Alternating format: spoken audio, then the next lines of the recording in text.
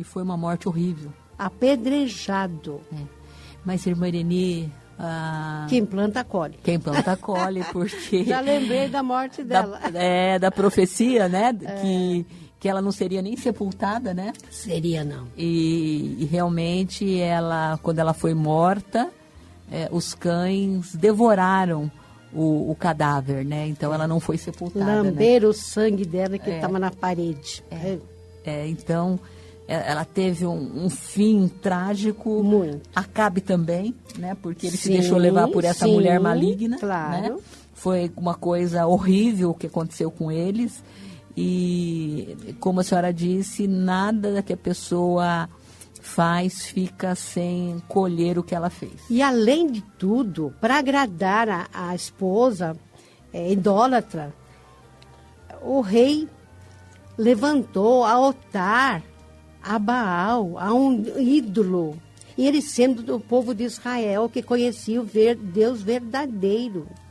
E serviu a Baal, se dobrou, se ajoelhou diante do ídolo. Eu acho que isso foi o pior de tudo, né? Foi. Isso que deixou Deus, né, desgostoso, porque além de ter casado com aquela mulher, né, infeliz, maligna, ele também se dobrou diante de um Deus estranho. Se perdeu, né? Perdeu a sua alma. Aí veja que a escolha que ele fez não foi muito boa. Não. Foi horrível.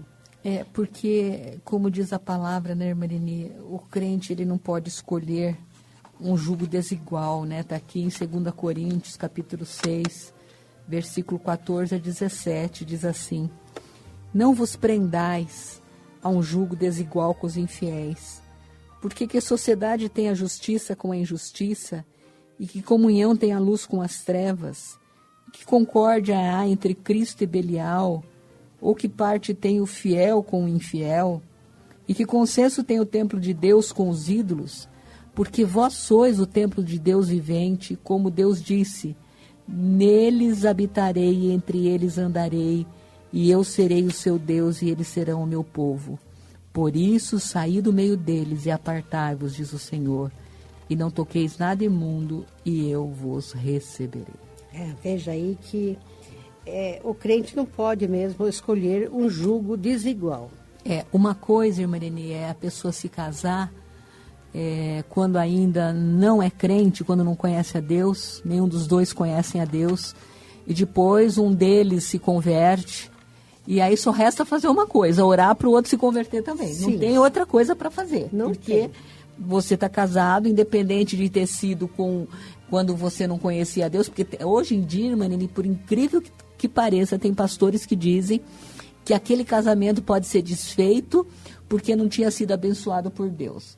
E de que depois que a pessoa se converte, ela pode separar e casar com outra pessoa na igreja, porque daí o casamento é abençoado por Deus. Isso daí é uma coisa maligna. Não entre nessa história, porque a Bíblia Sagrada proíbe um novo casamento quando o cônjuge ainda está vivo. É só você ler lá em São Marcos, capítulo 10, versículos 6 ao 12, que o próprio Senhor Jesus fala, né, Marini? Sim. Que aquele que deixa a sua esposa ou seu esposo e casa com outro, adultera. E também Lucas 16, 18 fala que quem deixa a sua esposa ou seu esposo e casa com outro adultera, e o que casa com a repudiada, que foi a vítima, adultera também. Verdade. Então, não tem esse negócio de vítima.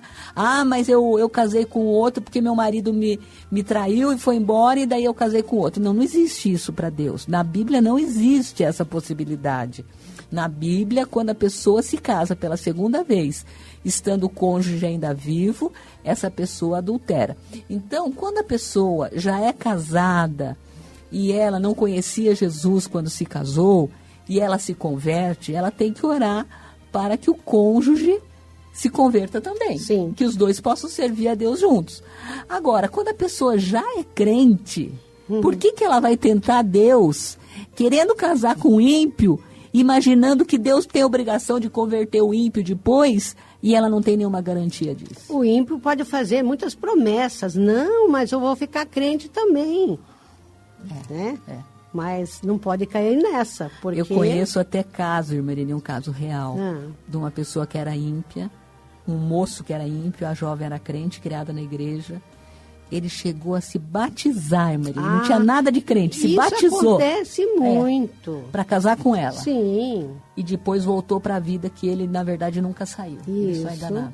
E foi o sofrimento para ela, né? Foi sofrimento. Porque ela não levou a escolha dela, ela confiou no homem, na promessa do namorado, noivo. Então, ela não levou aquela escolha perante o Senhor. Senhor, o Senhor aprova esse casamento ou não?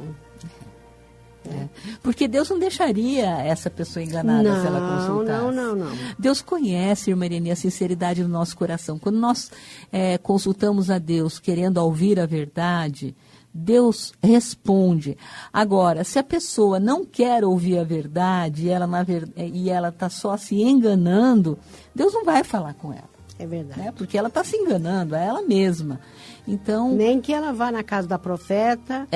Porque tem isso também. Porque tem, eu já ouvi por aí. O disque profecia, né? Tem uma irmã que eu conheço num bairro que liga para ela profetiza por telefone, é uma beleza. Quantas vezes eu ouvi isso? E quantos casamentos mal feitos por causa disso? Então, por causa disso. Quantas vidas destruídas por causa disso. Você mesma pode levar o Senhor em oração, na igreja, em casa, toda hora. E o Senhor vai responder para você. Não fica correndo atrás de profecias. O Senhor já provou para nós, né, Marini, que em várias áreas da nossa vida, não só nessa área do casamento, Ele não nos deixa enganados. Porque o infiel não tem nada a ver com o crente. Não. Ou ele pensa diferente, os gostos dele são diferentes, ele não quer estar onde está o crente, não tem como conviver. E depois, como que os filhos serão criados? Então. Seguindo a orientação de um ou de outro? Os próprios filhos podem se aproveitar disso e se o filho tiver uma inclinação para fazer coisa errada, ele vai buscar a aprovação daquele que não é crente. Sim. E aquele que não é crente vai aprovar, pode fazer, filho. É verdade. E aí vai falar o quê? Então, olha, uma coisa que não tem volta. Não tem volta. Para ficar separada, é jovem ainda, Satanás vai colocar na sua cabeça que você pode casar de novo. Tanto para a mulher quanto para o homem. É verdade. E Satanás vai te enganar. Vai então, mesmo. Tome cuidado. Não dê um passo mal dado sem falar com Deus. Leve ao Senhor as suas escolhas. É verdade.